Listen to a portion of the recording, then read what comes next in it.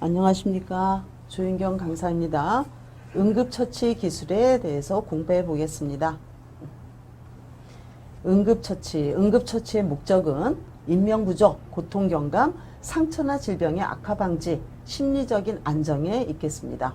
응급처치 돕기 방법은 우선 응급처치 교육을 가장 많이 받은 사람의 지시에 따라야 됩니다. 본인과 주위 사람의 안전에 주의도 기울여야 되고, 긴급을 요하는 순으로 처치하며 증상별로 적절한 응급처치를 시행하게 되겠습니다. 대상자를 가급적 옮기지 말고, 옮길 때는 적절한 운반법을 따르고, 전문 의료인에게 인계할 때까지 응급처치는 계속 하고 중단해서는 안 됩니다. 요양보호사는 의약품은 사용할 수 없으나 외용약품, 상비약품, 그러니까 연고나 파스 같은 거 이런 것은 사용해도 가능합니다. 대상자에게 손상을 입힌 약물, 잘못 먹은 음식, 구토물, 수면제라든가 이런 것은 병원에 꼭 가져가야 합니다. 대상자의 증거물이나 소지품을 항상 보존해야 합니다. 질식 시의 대상자의 주요 증상, 이물의 종류와 위치를 확인하고 갑작스럽게 기침을 하거나 구역질, 호흡곤란, 청색증 등을 꼭 관찰해야 합니다. 갑자기 기침을 하고 목을 조르는 듯한 자세를 하고, 숨을 쉴 때 목에서 이상한 소리가 들리고, 호흡 운동이 보이지만 공기의 흐름이 적거나 없으며 말을 할 수 없는 이런 증상이 나타납니다. 질식이 되었을 때 돕기 방법 보겠습니다. 이물이 육안으로 보이면 큰 기침을 해서 뱉어내도록 하고, 손을 넣어 빼거나 구토를 유발시키려고 하지 않는다. 절대로 이건 위험합니다. 의식이 있는 경우는 대상자의 몸 뒤에 서서 대상자의 명치 끝에 양손을 감싼 다음, 그림처럼 복부의 윗부분 후상방으로 힘차게 밀어 올리면 되겠습니다. 자, 이것은 하임리법이라고 합니다. 의식이 없는 경우는 대상자를 바닥에 일단 눕히고, 골반 위치에 제가 걸터 앉아서 손깍지를 끼고 손 뒤꿈치를 이용해서 45도 상방으로 위로 밀쳐 올리면 되겠습니다. 이런 응급처치 후에도 숨을 못 쉬거나 청색증, 의식이 없을 경우 119에 바로 신고를 해야 됩니다. 자, 경련 보겠습니다. 경련은 뇌세포가 비정상적으로 자극이 되어서 나타나는 의식장애, 그 다음에 신체적 증상입니다. 간질, 중독, 저혈당, 알코올 금단 증상, 뇌졸중, 열사병 등 여러 상황에서 경련은 일어날 수 있습니다. 자, 관찰. 경련 시에는 몸이 뻣뻣해지고 호흡곤란, 그 다음에 의식의 변화도 옵니다. 침을 흘리거나 대소변이 새어나오는 수도 있고, 자, 이럴 때 경련이 없을 때는 뇌 기능은 정상적일 수밖에 없습니다. 경련 시에는 돕기 방법. 대상자의 머리 아래에 부드러운 것을 대주고 위험한 물건을 치워준다. 상처 입을 수 있겠죠. 입에 이물질을 넣으면 안 되고, 몸에 꽉 조이는 단추나 넥타이를 일단은 풀어준다. 기도를 유지하기 위해서 얼굴을 옆으로 돌리거나 왼쪽으로 돌려 눕혀준다. 이거 질식 예방을 위해서 그렇죠. 경련은 1분에서 2분 후면 끝나므로 꽉 붙잡거나 억지로 경련을 멈추게 하지 않는다. 처음 경련을 일으키거나 5분 이상 경련이 지속될 때는 즉시 119에 신고를 합니다. 그 다음 화상 한번 보겠습니다. 화상은 1도, 2도, 3도 이렇게 나눕니다.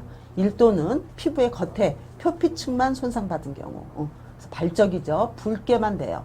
약간의 부종이 있으면서 발적이 되고 일주일 지나면 흉터 없이 자연 치유가 됩니다. 자, 2도는 발적에서부터 수포가 생기는 상태, 피부의 상피와 진피세포 중에 일부까지 손상받고 크고 작은 수포가 형성되고 상처는 통증이 심하고 부종이 뚜렷이 나타납니다. 이때는 흉터가 남을 수 있습니다. 3도는 피부 전층과 피하 지방까지 손상받은 상태. 이래서 조직이 깊이 괴사되고 부종이 심합니다. 괴사된 피부 조직을 떼어내서 피부 이식을 해야 하는 경우도 있습니다. 시간이 경과됨에 따라 체액 손실이 심하게 나타나고, 화상 부위가 넓지 않아도 사망률이 높으며 신체적인 장애와 변화를 동반할 수가 있습니다. 화상 환자를 봤을 때, 자, 1차, 2차 관찰 내용이 있습니다. 처음에 관찰을 할 내용은 제일 중요한 것이죠. 기도 확보, 열 손상이나 흡입 손상을 확인하면 됩니다. 기도 부종이나 호흡곤란이 있는 경우는 119 등을 통해서 병원으로 바로 이송을 하게 되겠고요. 자, 2차로 관찰할 내용은 의식과 반응 수준을 봐야 됩니다. 신체 주요 부위, 특히 얼굴, 손발, 가장 중요한데 관절, 생식기, 자, 이런 것도 관찰이 필요합니다. 화상의 종류 및 돕기 방법. 자, 뜨거운 물에 의한 화상 보겠습니다. 뜨거운 물에 의한 화상은 화상 부위를 즉시 찬물에 담급니다. 화상면의 확대와 염증을 억제하고 통증을 줄여주고, 장신구는 최대한 빨리 벗기고 부종이 있기 때문이죠. 몸에 붙어있는 옷은 빨리 옷 위로 냉각시키며 벗기기 힘든 의복은 잘라냅니다. 어떠한 물집, 수포도 터트리면 안 됩니다. 화상 부위에 간장, 된장, 치약, 핸드크림, 자, 이런 것은 절대 바르면 안 되겠죠. 화학약품에 의한 화상, 청소용 염산, 표백제, 페인트, 정원, 살충제 등이 피부에 닿을 경우, 이럴 경우에는 화상 부위를 흐르는 찬물에 15분에서 30분 정도 통증이 사라질 때까지 씻은 후에 소독 거즈로 화상 부위를 덮어준 후 병원으로 이송하면 되겠습니다. 기도 화상, 얼굴 화상, 밀폐된 공간에서 연기나 가스로 인한 화상, 거친 호흡, 기침이 있을 때, 코털이 그을리거나 말을 잘 못하거나 쉰 목소리가 날 경우, 자, 이때는 기도 화상을 의심해 봐야 합니다. 119에 바로 연락하고, 일단은 숨쉬기가 힘드니까 목 주변에 옷을 풀어주고 넥타이라든지 상체를 높여줘야 합니다. 전기 화상, 전류가 몸을 통과할 때 일어나고 정상적인 심박동을 방해하고 심장정지, 화상 등의 상처를 입히고 밖에 보이는 상처보다는 조직 안쪽에 심한 손상을 줍니다. 자, 감전 원인을 차단한 후에 안정자세를 취하고 소독 거즈로 화상 부위를 덮어주고 병원으로 이송을 하면 되겠습니다. 골절 보겠습니다. 골절의 증상은 일단은 신체의 양쪽이 닿을 때 통증 부위에 부종, 기능 상실이 있고 움직이지 못하고 부러진 뼈끼리 자 부딪혀서 소리가 납니다. 골절이 되었을 때 돕기 방법, 일단 대상자를 안정시키고 절대로 스스로 움직이게 해서는 안 됩니다. 2차 손상이 오죠. 손상 부위 장신구는 빨리 제거하고 부종이 오기 때문에 담요 등을 덮어서 체온이 떨어지죠. 대상자를 따뜻하게 해주면 되겠습니다. 상처 부위에 냉찜질을 하고, 이거 냉찜질은 부종, 염증을 덜어내기 위해서 개방된 상처나 출혈이 있는 경우, 뼈가 밖으로 튀어나왔거나 이런 것을 개방된 상처라 그러죠. 멸균거즈로 상처를 덮고 일단은 지혈을 하고, 튀어나온 뼈는 절대로 직접 압박하면 안 됩니다. 손상 부위를 부목으로 고정한 후에 병원으로 이송을 하면 되겠습니다.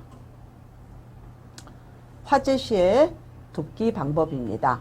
1번, 요양보호사는 신속하게 상황을 먼저 파악하고 주위에 도움을 요청해서 119에 신고하고, 그 다음 화재가 발생한 곳에서 먼 곳으로 빨리 대상자를 이동시키고, 화재의 규모가 작은 경우에는 먼저 소화기로 진압을 합니다. 화재 상황별 대처 방법, 화재가 발생한 건물에 갇혔을 경우에는 화재가 발생한 쪽에 문을 일단은 닫고 이불로 막아서 연기가 들어오지 못하게 하고, 창문을 열어 외부의 신선한 공기를 마시고, 화재가 발생한 건물에서 탈출을 해야 될 경우에는 바닥에 엎드려서 기어 나오는 방법이 가장 좋습니다. 해로운 가스가 방출되는 경우는 젖은 수건 등으로 입과 코를 막고 빠져나오면 되겠습니다. 출혈이나 상처의 종류에 상관없이 가장 먼저 출혈은 지혈이 가장 중요합니다. 출혈 시의 돕기 방법, 깨끗한 장갑을 착용하고 출혈 부위에 멸균 거즈를 대고 직접 압력을 가합니다. 멸균 거즈 위에 혈액순환에 방해가 되지 않도록 꽉 조이지 않게 압박 붕대를 감는다. 너무 조이면 자 괴사가 되겠죠. 피부, 이거 중요합니다. 출혈 시의 돕기 방법, 출혈 부위를 심장보다 높게 위치하도록 합니다. 그래야지 출혈이 좀 멈추겠죠. 자, 그림처럼 이렇게 높게 위치하는 요 위치 잘 알아두세요.